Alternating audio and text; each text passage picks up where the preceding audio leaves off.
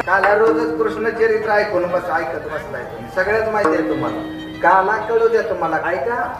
देवाच्या नामात दंग होणं, रात्रंदिवस पांडुरंग ध्यानी, पांडुरंग म्हणी, जागृती स्वप्नी पांडुरंग, या अवस्थेत जीवन जगणं त्याचं नाव काला आहे. सोपं आहे. देवासाठी वेड व्हा. गवळणी वेड्या व्हायच्या. कन्हैया लागला तुझा रे छंद मला, कन्हैया